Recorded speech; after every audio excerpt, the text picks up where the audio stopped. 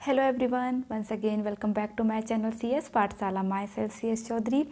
As you know हमारी जो series चल रही है वो चल रही है क्लास 10th साइंस, और आजकल चल रहा है हमारा केमिस्ट्री, और उसमें भी चल रहा है very short top 10 question. 4 chapter के मैं क्वेश्चन आंसर बता चुकी हूँ, और आज है चैप्टर नंबर 5 पीरियोडिक एलिमेंट्स वाला जो चैप्टर है हमारा, क्लासिफिकेशन ऑफ पीरियोडिक एलिमेंट्स। उसके आज हम करने वाले हैं very short 10 most important question. तो चलिए स्टार्ट करते हैं आज का वीडियो लेक्चर। एंड हाँ, अगर आप इस चैनल पे नए हैं तो please subscribe my channel, that is CS पाठशाला। तो चलिए स्टार्ट करते हैं, देखते हैं कि फर्स्ट क्वेश्चन क्या है। देखिए फर्स्ट क्वेश्चन है, up to which element the law of octave was found to be applicable. जैसा कि आपको पता है लॉ ऑफ जो ऑक्टेव है वो दिया था न्यूलैंड्स ने, और उसने ये कहा था कि अगर हम जो हमारे उस वक्त जितने भी एलिमेंट्स नोन थे उनको हम ऐसे अरेंज करें उनके बढ़ते हुए एटॉमिक मास की ओर, तो पहला और 8वां जो है वो उनके कैरेक्टर्स में सिमिलैरिटी होती है। ओके, तो वो लॉ कहाँ तक एप्लीकेबल है? तो वो लॉ केवल कैल्शियम तक ही एप्लीकेबल है, जिसका एटॉमिक मास था 40। एटॉमिक नंबर इसका होता है 20 और एटॉमिक मास होता है 40। तो ये कैल्शियम तक ही एप्लीकेबल है। उसके बाद जो भी एलिमेंट्स उस वक्त फाउंड थे इस रूल को फॉलो नहीं करते थे, तो इसका आंसर हो जाएगा कैल्शियम तक। ओके, नेक्स्ट क्वेश्चन है, why are noble gases missing from Newland octave. की जो न्यूलैंड्स ऑक्टेव है उसमें नोबल गैसेस क्यों मिसिंग हैं? क्योंकि उस वक्त नोबल गैसेस के बारे में पता ही नहीं था, उनकी डिस्कवरी नहीं हुई थी, इसलिए जो नोबल गैसेस हैं न्यूलैंड्स ऑक्टेव के जो रूल है उस पर मिसिंग है। ओके, अब क्वेश्चन नंबर 3 है, right the valency and usual number of valence electron of group 18 of the periodic table. कि जो ग्रुप 18 है उनकी जो वैलेंसी क्या है, एक हमें 2 क्वेश्चन पूछे, एक वैलेंसी क्या है और usual number of valence electron, दोनों में डिफरेंस है। पहले में भी मैंने जब चैप्टर पढ़ाया था उसमें अच्छे से क्लियर किया था कि वैलेंस इलेक्ट्रॉन और वैलेंसी में डिफरेंस है। वैलेंस इलेक्ट्रॉन क्या होते हैं? किसी भी एलिमेंट्स की आउटरमोस्ट सेल में जितने इलेक्ट्रॉन प्रेजेंट होते हैं वो उसके वैलेंस इलेक्ट्रॉन कहलाते हैं। जबकि वैलेंसी क्या होती है कि वो किसी केमिकल रिएक्शन में जितने इलेक्ट्रॉन देता है या लेता है, गेन करता है या लूज़ करता है, वही उसकी वैलेंसी होती है। ओके, तो ये डिफरेंस है। तो हमें ग्रुप 18 का बताना है। तो देखिए ग्रुप 18 जो है उसमें पाई जाती हैं नोबल गैसेस। ठीक है, उसमें नोबल गैसेस पाई जाती हैं, और as you know noble gases का जो ऑक्टेट है वो कंप्लीट है। ये इनको नोबल गैसेस कहा ही इसलिए जा रहा है क्योंकि ये किसी भी रिएक्शन में पार्टिसिपेट नहीं करते हैं, इसलिए इनकी वैलेंसी क्या होगी? 0। ये ना इलेक्ट्रॉन देते हैं ना लेते हैं, तो 0। एंड वैलेंस इलेक्ट्रॉन क्या हो जाएंगे इसके? वैलेंस इलेक्ट्रॉन जैसे कि अभी मैंने बताया, क्योंकि इनका ऑलरेडी ऑक्टेट पूरा होता है, मीन्स अभी वैलेंस इलेक्ट्रॉन का मतलब क्या होता है? आउटर मोस्ट सेल में जितने भी इलेक्ट्रॉन प्रेजेंट है, और नोबल गैसेस के आउटर मोस्ट सेल में प्रेजेंट होते हैं 8 इलेक्ट्रॉन, इसलिए ना इनको देने की ज़रूरत है ना ही लेने की ज़रूरत है। ओके, तो ये आंसर हमारा हो गया कि वैलेंसी हो गई 0, वैलेंस इलेक्ट्रॉन हो गया 8। नेक्स्ट क्वेश्चन है, अकाउंट फॉर द फॉलोइंग। अब क्या है देखिए, इसके बारे में हमें कुछ बताना है। Elements of group 17 are monovalent. तो हमें इस आंसर का हमको इसको जस्टिफाई करना है, एक प्रकार से इसके बारे में बताना है कि elements of group 17 are monovalent. Mono का मतलब होता है 1, वैलेंस और वैलेंट का मतलब वैलेंसी। कि जो ग्रुप 17 है वो मोनोवैलेंट होते हैं, यानी कि उनकी वैलेंसी 1 होती है। तो देखो ग्रुप 17 है मीन्स ये पी ब्लॉक से रिलेटेड है, और पी ब्लॉक में मीन्स ग्रुप 17 का मतलब हो गया इनकी आउटर मोस्ट सेल में 7 इलेक्ट्रॉन हैं। ओके, जो होते हैं fluorine, chlorine, bromine, iodine and so on.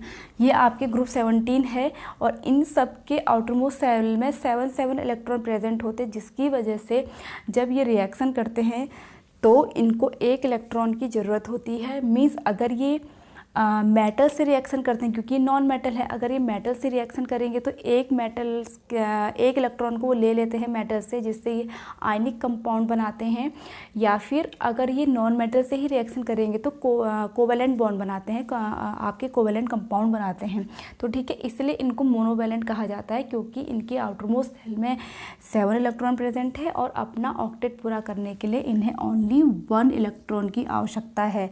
और जो इलेक्ट्रॉन गेन करते हैं उनकी वैलेंसी माइनस में होती है, और जो इलेक्ट्रॉन लूज करते हैं उनकी वैलेंसी प्लस में होती है। ओके, चलो let's move to the next question.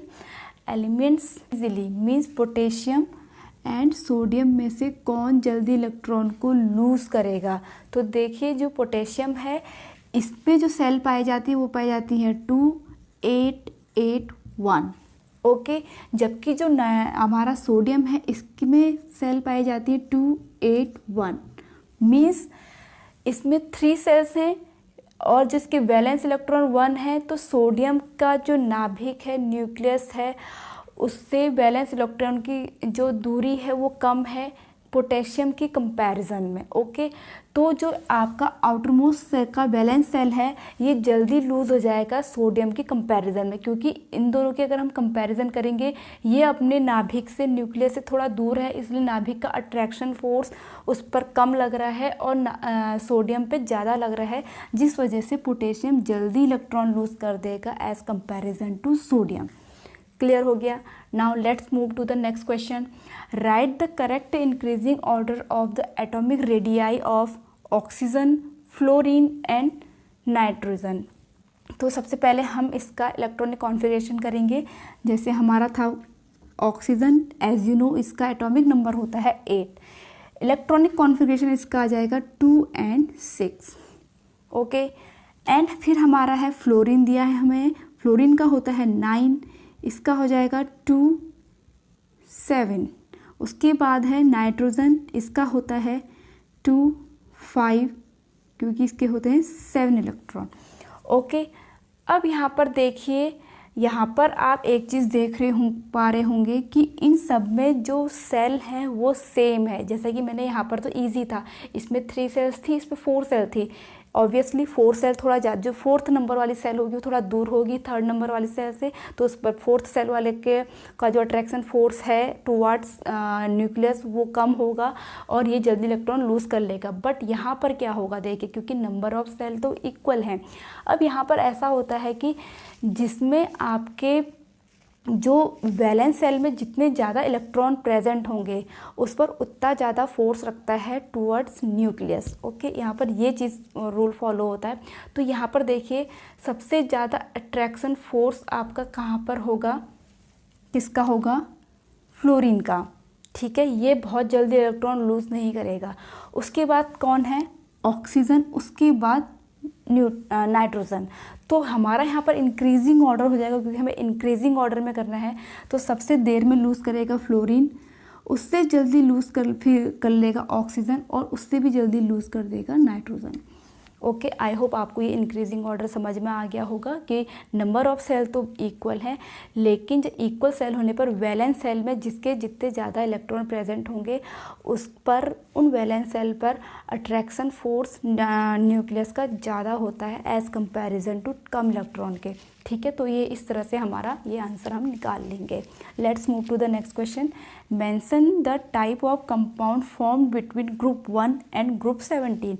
अब देखिए, ग्रुप 1 हमारा एस ब्लॉक है और जबकि ग्रुप 17 हमारा पी ब्लॉक है। एस ब्लॉक के जो एलिमेंट्स होते हैं वो मेटल होते हैं, पी ब्लॉक के एलिमेंट्स नॉन मेटल होते हैं। ओके, मीन्स इनकी टेंडेंसी इलेक्ट्रॉन को लूज़ करने की होती है, इनकी टेंडेंसी इलेक्ट्रॉन गेन करने की होती है, और इसमें जो electron transfer completely electron transfer पाया जाता है। और इसके बारे में हम प्रीवियस चैप्टर में पढ़ चुके हैं कि जहाँ पर कंप्लीट इलेक्ट्रॉन ट्रांसफ़र पाया जाता है वहाँ पर आयनिक बॉन्ड फॉर्म्ड होते हैं, और उस टाइप के कंपाउंड को हम आयनिक कंपाउंड कहते हैं। आयनिक कंपाउंड, तो इसका राइट आंसर ये हो जाएगा। ओके, अब हमारा क्वेश्चन नंबर 9 है, the element with atomic number 14 is hard and formed acidic oxide and a covalent halide.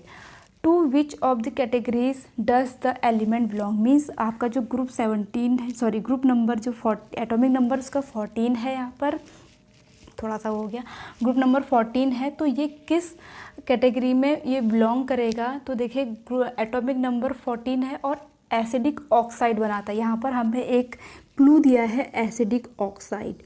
Okay, ये हम चैप्टर 3 में पढ़ चुके हैं। जो मेटल होते हैं उनके ऑक्साइड बेसिक होते हैं एंड जो नॉन मेटल है उनके ऑक्साइड एसिडिक होते हैं। तो इस तरह से हमें यहाँ पर आसानी से पता चल जा रहा है इस क्लू के कारण कि जो एटॉमिक नंबर 14 वाला एलिमेंट है वो एक नॉन मेटल है। ओके, ना लास्ट क्वेश्चन है, an element X form a chloride with formula XCl3। XCl3 एक आपका एक क्लोराइड है। The element X would most likely to be same group of the periodic table as in sodium, magnesium, aluminium और calcium. Means आपका जो यहाँ पर 4 option दे रखे उनमें से ये एक्स कौन सा है। अब यहाँ पर देखिए जैसा कि आपको पता है क्लोरीन है, क्लोरीन की लास्ट सेल में ओनली 1 इलेक्ट्रॉन की आवश्यकता होती है। तो ये अब यहाँ पर Cl3 है, मीन्स इसने ऐसे मेटल के साथ यहाँ पर रिएक्शन करी है जिसकी वैलेंसी 3 होगी। ओके, तो यहाँ पर हम आसानी से देख पा रहे हैं सोडियम की जो वैलेंसी होती है वो 1 होती है क्योंकि इसकी आउटर मोस्ट सेल में 1 इलेक्ट्रॉन होता है। मैग्नीशियम की 2 होती है क्योंकि आउटर मोस्ट सेल में 2 इलेक्ट्रॉन होते हैं। और हम एल्यूमिनियम की 3 होती है और कैल्शियम की भी 2 होती है।